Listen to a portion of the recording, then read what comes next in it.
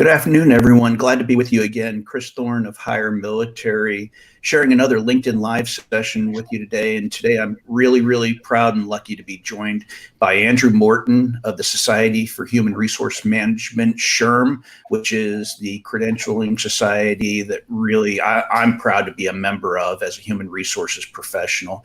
And Andrew, really, it's a privilege to have you on here today. And I appreciate you taking the time to share this with us. So, if you don't mind, wow, I would just love to kick it off. I know you've got actually an exciting backstory. I'd love to hear a little bit more about you and sort of what brought you into the human resources profession and ultimately through your veteran experience into SHRM. So I'd love to hear a little bit more about you.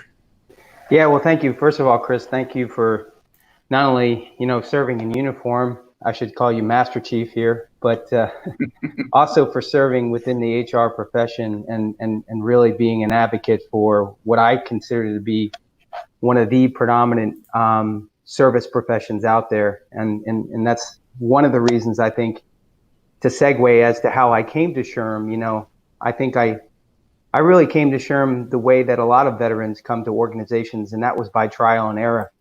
My initial first employment opportunity outside of transitioning from the military, it was born of me creating a resume and thinking that I knew what I knew about that particular organization and that particular profession and job. And I learned about a year into it that I hadn't put the groundwork really into what it was that after military was really going to be for me and what purpose-driven opportunity that I really had. And I think I made a lot of the mistakes that that our SHRM Foundation has learned to be true. I was an anecdotal sample size of one of all the mistakes that a veteran can make my first 2 years after the military.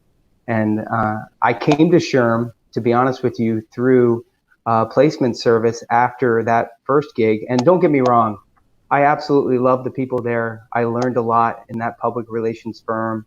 And I truly grew in every particular way, but it just wasn't the right environment for me, and it wasn't where my meaning and purpose was. And an HR professional who was a SHRM member allowed me to basically find myself, ironically, within SHRM's walls. And that's how I came to SHRM, through a SHRM member, through an HR professional that pushed away my resume and said, I don't want to know what you've done. I don't know what your qualifications are. I want you to tell me what it is that you believe in, what it is that you think that you want in terms of an organization to work for, and ultimately we'll figure out the rest from there. And so here I am at SHRM 6 years later. I absolutely love that story, and I love the impact that you're making. I know we're going to talk a lot about the impact you are making, that SHRM and the SHRM Foundation are making some of those opportunities. I think it's kind of funny, I found my way into being a SHRM professional almost by accident as well. The truth is, I'm a little embarrassed to say that when I was on active duty, I was not familiar with SHRM and what SHRM actually contributed to the HR community and to what certification could mean for me. And it wasn't until after I was out that I was having just a really great phone conversation with a mentor, a former Master Chief Petty Officer of the Navy, Mike Stevens, and going through that whole veteran exploration conversation. What do I want to be, right? And he kind of hit me through the phone, slapped me upside the head with a hand. I don't know how he did that, but I guess that's what Master Chief Petty Officers of the Navy are able to do. He sounds like a sergeant major. Right, exactly. And he said, Chris, you're a human resources professional. I said, yes. He said, join SHRM. And I said, I don't know SHRM. Who is he? And he said, no, that's not it. And he really turned me on and really just changed. I think that conversation, as so many, mentorship conversations and transition, just change your life. And that really changed the path. So I am appreciative for everything that we've got. So, but that said, like I mentioned, I was not familiar with SHRM. I should have been, but I wasn't. So for those out there who aren't familiar with SHRM, could you talk a little bit about what it is and sort of what it means on a national and local level? Well, yeah. And I think, even in describing it in that way, you really hit the nail on the head. SHRM is a number of different things, to be quite honest. It's a member organization for the HR profession, providing resources and educational tools and things that HR professionals need within their organizations of all shapes and sizes across all industries to do their job in many different HR roles and disciplines. But what SHRM also is, I think that's even as equally, if not more impactful, it is a member organization that has a grassroots effort across the country with, well over 315,000 members in communities across the country. And Chris, you and I know this, and many of the veterans out there realize the further you get away from tactical and troop units or units of sailors or Marines or whatever, the further you get away from reality. So it's good to be down in those chapters. It's good to see how human resources professionals function at the state level, at the local level. And I've seen SHRM chapters of all shapes and sizes, the mega chapters in Houston, the small chapters in Topeka, Kansas, and everything in between. And what's truly strikes me about all of them is that they are a cohesive group that help themselves grow professionally, but also personally at the same time. And they are truly a unique bunch of individuals across the board. And of course, SHRM is also a credentialing body, if you will, certification. We'll talk about what the military sees as credentials, what we may see as certifications here as we discuss things today. But, the certification, the competency-based certification, again, for any profession, you need to have a bedrock foundation, right? You had it in the United States Navy, and as a corpsman, supporting our great Marines out there, you had a bedrock foundation of competencies. And so too do HR professionals. And really, I think really sets the HR profession apart are those competencies that can be used across all industries, whether you're an HR generalist or whether you're a CHRO in manufacturing or in the hospitality industry. So that's really what SHRM is. And we serve. We wouldn't exist were it not for the reasons and for the purpose of serving the HR profession.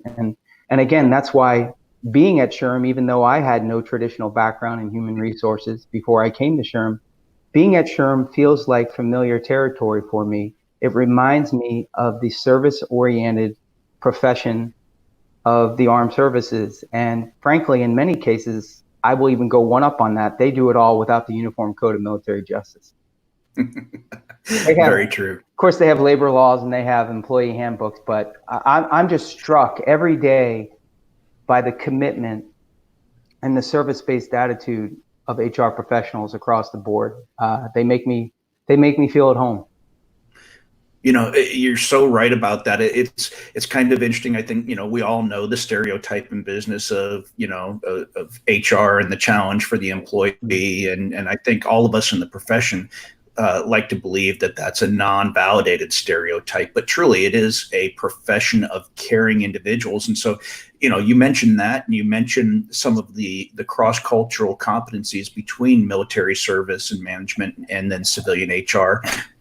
Excuse me. So often we hear people say, oh, well, you were a military leader. That's not really HR. I hear that conversation a lot. And I think you and I would agree that there are some real significant cross-cultural competencies between the two that apply. Yeah. So if you were to frame what non-military human resources profession is as a profession, and then how that really ties in to military experience, not just from the Adjutant General Corps or from your traditional, administrative functions, but across those leadership. How do you see those tying together? Yeah, I mean, and you bring up some really interesting and important points. I think so. There is, in many cases, a lot of misunderstandings or misperceptions are born of just an understanding deficit, so to speak. And there are many in the military that may not fully appreciate or understand what the role of human resources is in the private and public sector outside of, in the civilian world, if you will. And at the same time, there are many HR professionals who may not fully appreciate or understand what it is that a military leader may do, whether they're an NCO, a non-commissioned officer, or in the Navy, or an officer in the Marines. So these things are, they're not misgivings, mind you, and they're certainly not born of ill will. They're just misunderstandings and misperceptions of what the role and function is. And what I've seen, because I've had the the great benefit of being on either side of this particular equation, what I've seen is so many similarities, Chris, so many different things, really, where, it's funny. I was looking at the JD, the job description of an HR director, and basically what their responsibilities were in terms of, training management, inclusion and diversity, understanding how to develop employees, the hiring and recruitment and engagement practices, all of it. And I was reading through it, and I shared this slide with you, and you can certainly share it with your audience. I tweaked some of the words a little bit, and it looked like the job description for a first sergeant in the United States Army. And the reality is, many of the disciplines of human resources, many of the things that our body of competency knowledge are based upon, albeit through the lens of human resources, are the exact competencies that military leaders have every single day, whether it's acquisition of talent, because many military have to work in recruiting and they may not work in it their entire career. Employee engagement, that's ultimately taking care of soldiers and their families. Leadership and development. No training plan is done or blessed without a non-commissioned officer doing it, from individual skills all the way up. So you see a lot of the functions of human resources that are taken on in the public and private sector executed through the lens of leadership in the military. And I have this saying, and it's a saying that I learned from many of the great mentors I had, whereas the good military leader has a mantra, and that is mission first, people always. And what that basically means is, for an organization, you essentially have to take care of your people, your employees, and their families while accomplishing the mission. You're not in the back pocket of management, nor are you a labor organization responsible solely for just employees. You're responsible for both. And in the military, that is so germane to the petty officer, so germane to the gunny sergeant, so germane to the coastie and to the platoon sergeant. That's what they do every single day. So my philosophy is military leadership isn't just good leadership, it's good human resources. That's spectacular. And when you and I were talking the other day, we had that conversation, transitioning service members and figuring out who they want to be. And there's always that, I manage processes and operations. So am I a program project manager? Am I in operations? And you brought up a really, really good point from that transitioning service member who thinks probably maybe that program management or project management is the way that they want to go, when in reality, everything that they think they love about that might very well be more directly aligned to being a human resources professional in the non-military environment. Yeah, that is so true. And another misunderstanding about maybe the military from those who may not have lived it, only about 1/3 of your time, if you're lucky, is in a position of responsibility of other people. And a lot of that other time is spent as a staff officer. And while you certainly grow as a staff officer, and you certainly can certainly gain a lot of skills, it's not the thing that you reflect on after your career is over. So, that project management piece is important, just like a staff officer is important. But to be honest with you, if you really want to be culturally aligned and competency aligned with something you did in uniform, again, HR can be transactional. Of course it can. There are many different HR professionals who work in very specific niche functions, whether it's comp and ben or labor or laws or what have you. But for the most part, as you grow as an HR professional, you're going to be put into positions of leadership. I don't know how else to describe it, because leadership is not just leading people. You may not be a people manager, but you got to have those hard decisions. You got to be an arbitrator of culture. HR is the epicenter of an organization's culture. It truly is. And everything else goes out. HR is not the place to come to when harassment and assault in the workplace has occurred. Of course it is, I should say. What it really is, it's the proactive epicenter of culture that prevents those things from happening in the first place. I love the way you put that, because you're so right. It is that that element that really is there to make the organization successful, to make the people in the organization successful, to have those hard and honest conversations when it needs to be had. They're hard. It's like parenting a teenager. Absolutely. And so, you know, I mean, so it goes into that point that I think you and I were discussing. Hopefully more people understand the right people for human resources are not just, again, those adjutant general and administrative roles. They absolutely make for some great transitions and background, Right. but really, like you mentioned, that infantry gunnery sergeant, that first sergeant from that Army, Army battalion out there, who has that experience in being able to help both sides and deal with the tensions from both and have those honest conversations with leadership, because it's not just with the employees, right? It's that ability to have honest conversation with leadership. If there's anybody who's close to that senior enlisted role of telling the emperor when he's got really the wrong clothes on, it's that human resources.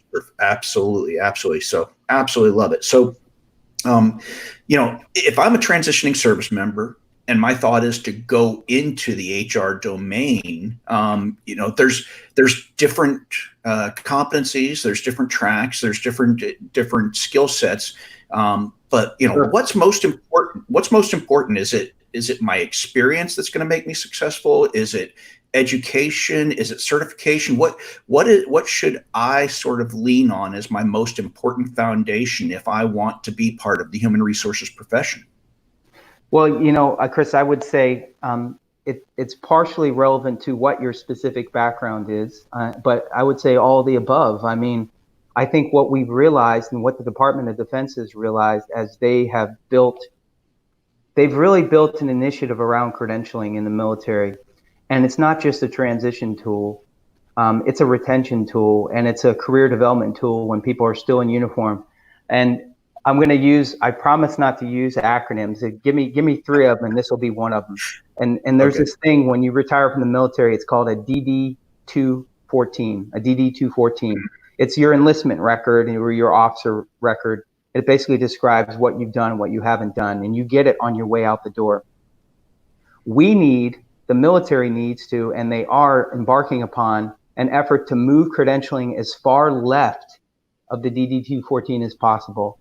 And what I mean by that is a SHRM credential or any other relevant credential to a specific service member in the execution of their everyday job, it needs to be as early in their career as they are eligible for that specific credential. So from SHRM's perspective, we need to see O3s, officers, captains, and E6s, staff sergeants, and petty officers. We need to see them building and inculcating a credential like SHRM's credential into their career development long before they transition. And that way they have 2 or 3 recertification cycles built into their career development before they even go out the door. And I am also not just talking about those with HR related occupational specialties within the service. I am talking about these leaders that are in what we call other than HR roles. They are executing the disciplines of human resources in their everyday leadership of service members. And I'm so honored that the Air Force yesterday I found out yesterday, they just basically built a broader net, if you will, to allow all airmen who are in leadership positions to be eligible to have the SHRM credential paid for through their credentialing assistance program. And the Army already went that route, and working on the Marines and the Navy. They're a little bit more difficult to move. But the bottom line is the point is credentialing is a huge part of it. Experience can be translated, but you do need to have credentials to be relevant and credible within the workforce. Listen, I'm not saying a gunny sergeant can go out and practice California law, HR law. That's not what I'm saying. What I'm saying is they have the competency to do that, and they have the experience and the root foundation and the fundamental foundation to do so. I'll give you an example, just one, indulge me. One of the things that I did in the Army was the expert infantry badge. A multitude of different tasks that you have to accomplish over a 72-hour period. It's a demonstration of proficiency. It's like, if you will, it's like a credential, and you wear it on your uniform. I wouldn't be able to pass that right now to save my life because, first of all, I'm not physically fit enough to do it. Second of all, I don't have ultimately the technical knowledge in my reservoir right now. But if I had the impetus to do it, and I had the right trainer to do it and the right training, I could accomplish it if I had the purpose-driven reason to do so. So the point is that we can get these military service members over their knowledge hump, over their institutional understanding of how HR is practiced in the private sector, and build upon these foundations and these competencies that will make them really good human resources professionals at all levels. But it also takes the credentialing process. So I'm glad to see the military committing to it. And then lastly, education. I mean, there aren't, some people say, what is an HR related degree? Well, there's a lot of degrees that are HR related degrees. But the point is that, of course, there's a combination of education, credentialing, and experience. But let's get these service members much closer to that acceptable threshold so that they can take advantage of these HR opportunities long before they transition out of the military. I want to see people coming out of the military as sergeants majors with a SHRM SCP and 6 years of recertification under their belt. Because you know what? Not only do they better understand how HR is practiced in the private sector, we, as an HR profession, better understand the best practices of human resources in the military. Because if you don't think that they're similar, they very much are. You just take the weapon out of the equation and it's the same thing. We're just doing it in a different environment. I can't tell you how many anecdotal stories I have of what an HR day gone wrong is in uniform that had nothing to do with weapons or vehicles or military training. It was all about employees. It was all about families. It was all about the things that I know HR doesn't realize they're going to go to work and have to deal with every day, but they do. Mm-hmm. Yeah, the HR sort of shares that with the leadership function of you wake up in the morning not knowing what interesting thing is going to fall in your lap today. And it's your lap, but it is your lap, and you have to deal with it.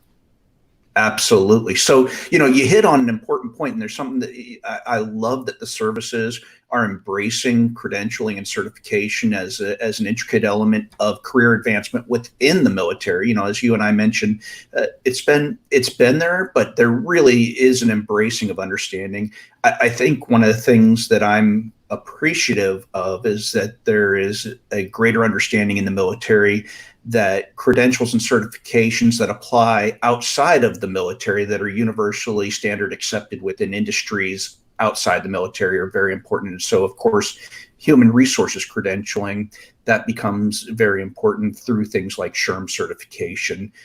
But it really, it supports that leadership development while you're still wearing the uniform, to learn those skills, to grow and understand the competencies and associate and affiliate with people in the human resources profession that maybe are doing it in the local community right now, building those networks as you're going along. Yes, absolutely. I mean, we have uniformed service members across the country who are members of local SHRM chapters, and they bring so much value added to it. And then the reciprocal is true. It's a vice versa scenario. Now, don't expect that veteran per se to come in your organization and run your physical fitness program just because maybe they're a little bit done with waking up and doing PT at 6 o'clock in the morning. But I can promise you this, that you as an HR professional out there who may have no experience in the military as a veteran or part of a military family, you have a lot of stories to swap with that military leader that are very similar. It's again, it's just maybe the location is a little bit different, and maybe some of the circumstances are slightly different, but there's these same situational judgment challenges that you face every single day. And you bring up such an important point from the other side of the coin now, from that non-military, non-veteran human resources professional in the local area, and their opportunity to interact with an active duty military leader or human resources profession and gain a better understanding of what those military skills really mean, what their life is actually like, to gain better understanding of the value they're going to bring to the organization when they become a veteran or when their service members are transitioning, and really sort of break down some of those barriers of misunderstanding. Yeah, and that's exactly what they are. They're just barriers of communication or misunderstanding.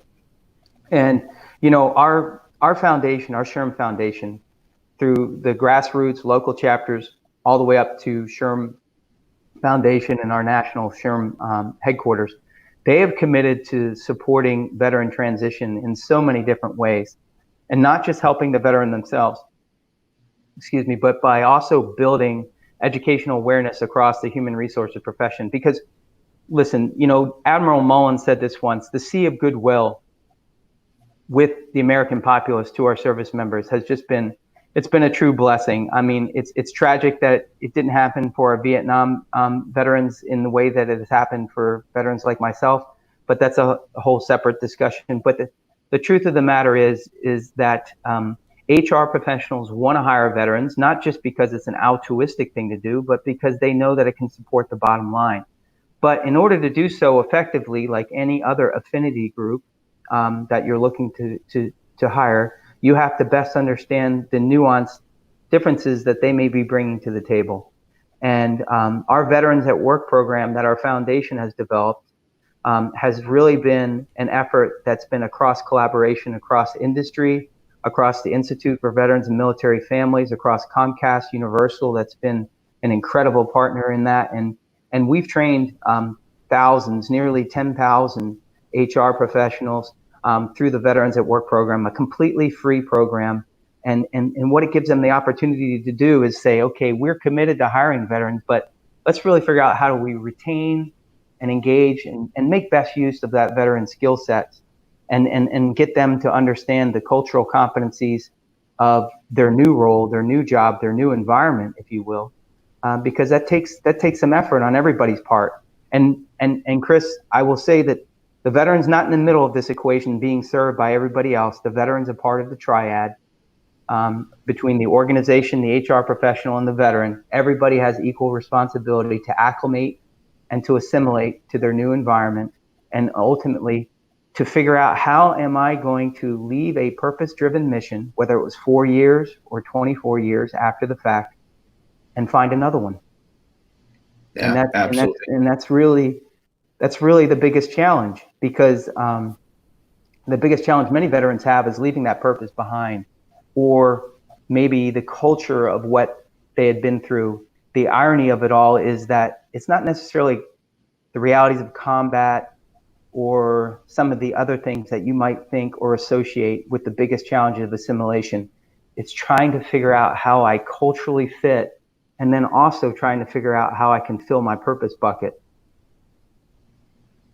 Oh, dead on. Absolutely. That understanding that culture, where you find culture that fits you, is so much more important than initial conversations about the dollars. I couldn't agree more on that. So, and one, hey, I have to say, not only am I a national SHRM member, but I am a proud member of my local chapter here in San Diego SHRM. So shout out to them. They do an amazing job. And I'm really proud of the effort they put into supporting the SHRM Foundation, which you mentioned. And SHRM Foundation really has some great goals for advancing the cause specifically of veterans in the human resources profession. And they do. So I'd love to hear a little bit more about the foundation and that cause of advancing veterans in the human resources profession. Yeah, no, that you're exactly right. Because let's put our money where our mouth is. Because many organizations want to support veteran hiring initiatives. Well, where the best place to start? Within your own HR department. For all the reasons that we just talked about, with the right amount of credentialing, the right amount of education, institutional background, we need a vehicle. We need a bridge to get people there, maybe in terms of the knowledge domain and in adapting to a new environment. And, SHRM has partnered with a few other organizations to develop what we call the Veterans to Human Resources, the Veterans to HR initiative.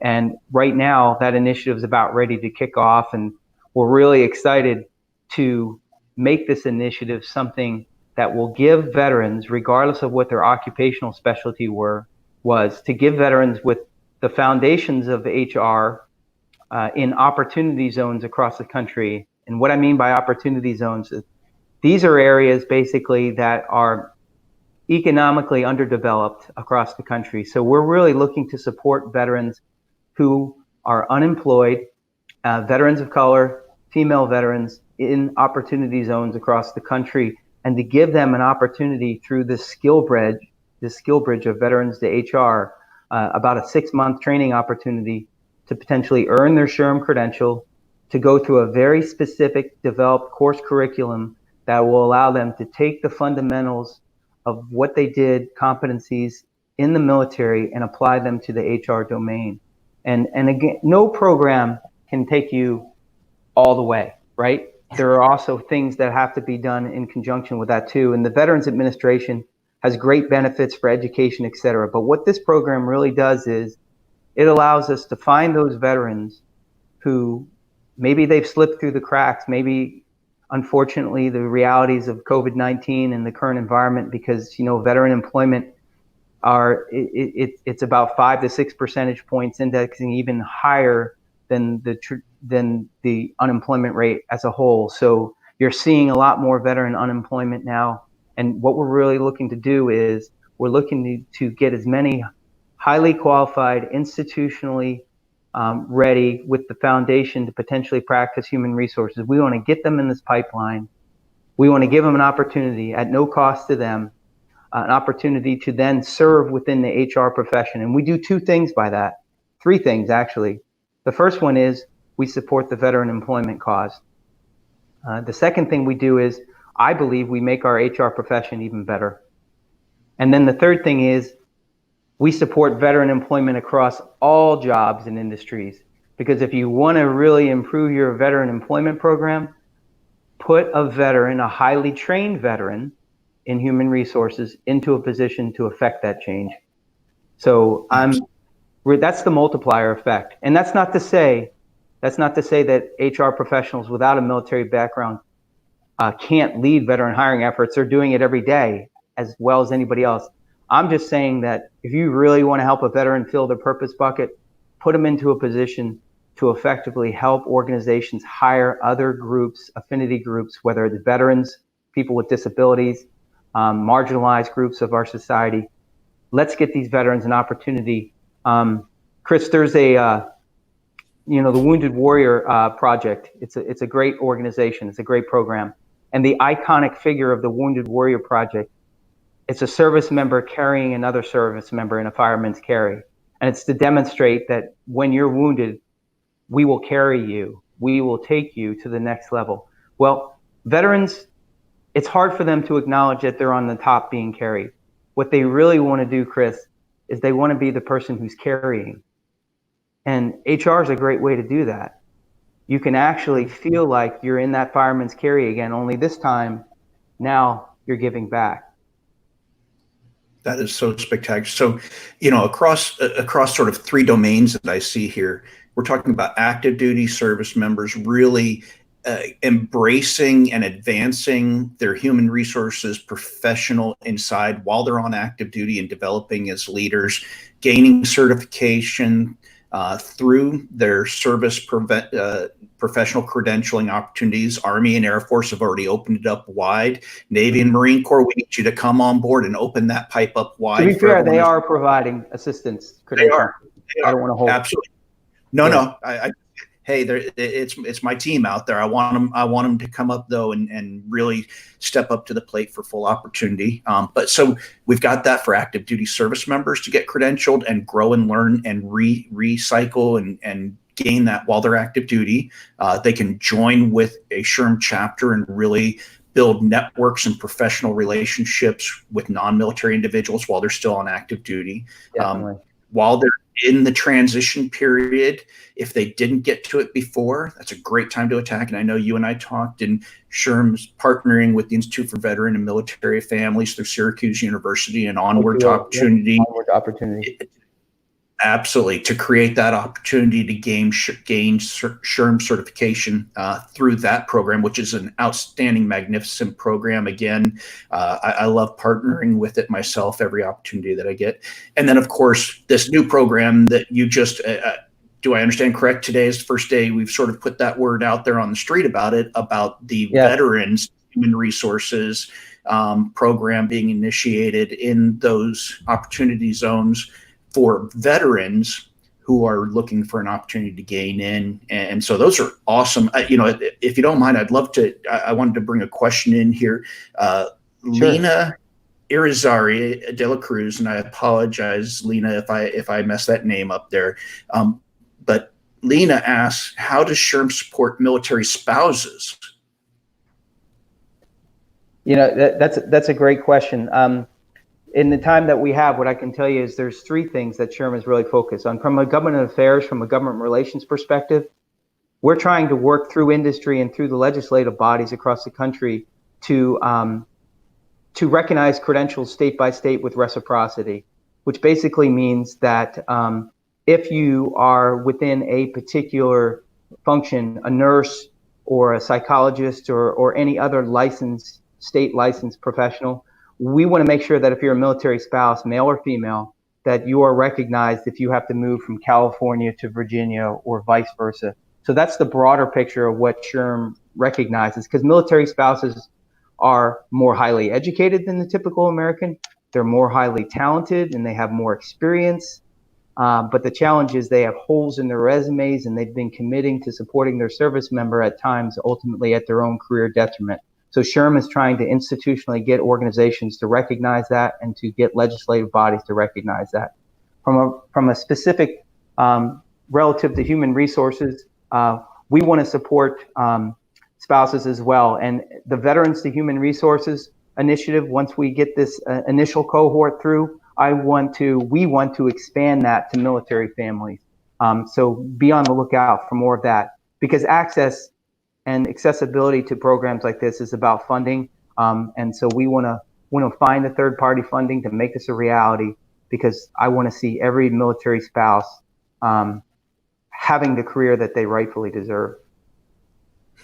All right. I love hearing that. And by the way, if any of my corporate listeners are plugged in and looking for a place to make a difference, I think you just heard that Andrew would love to talk to you about taking on some responsibility to help make that happen for military families and spouses out there. So I didn't ask you about that plug, Andrew, but I went ahead and threw it out there. I hope you don't mind. No, I don't mind at all. And I just want to add one thing, and I know we're pressed for time. I forgot to mention that the Opportunity Zone partner that we're working with, Arcadia Capital Management, is an organization, Dr. Brian Walton, that has been committed to Opportunity Zone development, economic development, since it's been a thing. And so I can't tell you how appreciative we SHRM are to work with them and collaborate with them on this Veterans to HR opportunity in communities across the country. And again, starting in July, you're gonna start really seeing it as we get this initial cohort up and off the ground. We'll be operating in a post-COVID environment where all the training is virtual, at least this iteration, and it's not going to slow us down. Awesome. There's too much at stake. There's too much at stake, Chris, particularly for veterans who are unemployed and veterans of color and veterans with disabilities and female veterans. It's time that we really truly put our money where our mouth is and get these veterans into human resources jobs. It matters so much, and I'm so glad. And I know we are coming up against our deadline here, but one thing we sort of didn't really get there. There are obviously different functional areas, and I won't ask you to dive deep into the functional areas of human resources. But Mary Neal had asked, does training management fall into human resources? Which, for those who are not familiar, it's a really great question on, what is under that umbrella. So, real quick, do you mind, just for everyone's knowledge, sort of building the underside of that umbrella and what areas really fall under it for people to look at opportunities for? Yeah, absolutely. I mean, if you're not in human resources, know that there's as many opportunities within human resources as any other profession. It's like a physician, if you will, whether you're an anesthesiologist or a cardiologist or a pediatrician or OBGYN. There are so many different opportunities. Training management, depending upon the size of an organization, you may be an HR department of one and you have every rose pinned on you. Comp and benefits, talent acquisition, employee engagement, training employees, all of it might be in your particular corner. But most organizations, medium and bigger organizations, they have training management folks. If you love recruiting people and helping them find an opportunity in helping the people managers in your organization get good employees, talent and acquisition may be your gig, and you may want to stay in talent and acquisition for 20 years. And that's great. But maybe you're an HR generalist. Maybe you're doing things across multiple disciplines. Maybe you're helping develop an inclusion and diversity program within your organization. And then your next project beyond that is to come up with a set of resources for your training management through a third-party platform. So there are so many different opportunities within human resources. You may be somebody who loves comp and benefits, and that's your thing, because you know what? You helped your employee use your employee assistance program to get their child the mental health or behavioral health support that they need. And honestly, you drive home that day knowing that you didn't change just one life, you changed generations of lives. So anybody who says comp and benefits is not a rewarding profession doesn't peel back the onion and look at what they're doing every single day. That's such a great way of looking at it. I absolutely, everything about the profession, I think, is a rewarding profession. It calls out for transitioning service members, veterans, and military still on active duty. And I really hope that some people have had an opportunity, either viewing today or maybe looking at this on the recorded version, to give some thought. Reach out to your local SHRM chapter out there. You can Google them, and if you can't find them, connect with me. I will help you connect with your local SHRM chapter, get some more information on it, about the opportunities for credential, the SHRM Foundation, the amazing things that they're doing for service members and veterans, and really just take a look at how we can be part of the change to make a difference in the group. So I really appreciate the time today, Andrew. I know we went a little long. I appreciate you staying with me for the extra time here, but I really, it's so valuable to give this information.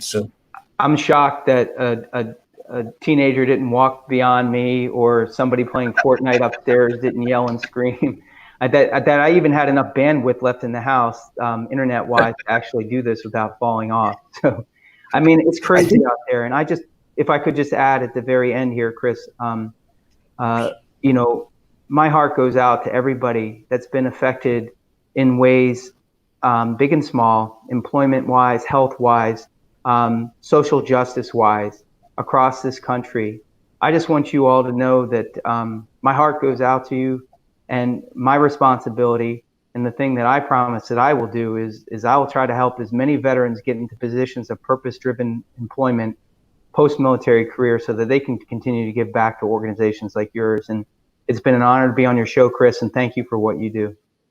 Thank you so much, Andrew. I really appreciate it. To everyone who joined us, thank you for joining us today, and I hope you've gotten some great information. I look forward to seeing you again Thursdays at 1 p.m. Pacific, 4 p.m. Eastern. We're going to try and bring on industry and business leaders that are going to help you set yourself up for success in your military transition and veteran and military family life. So thank you again, Andrew, and I hope everyone has a great day. Please stay safe, stay well.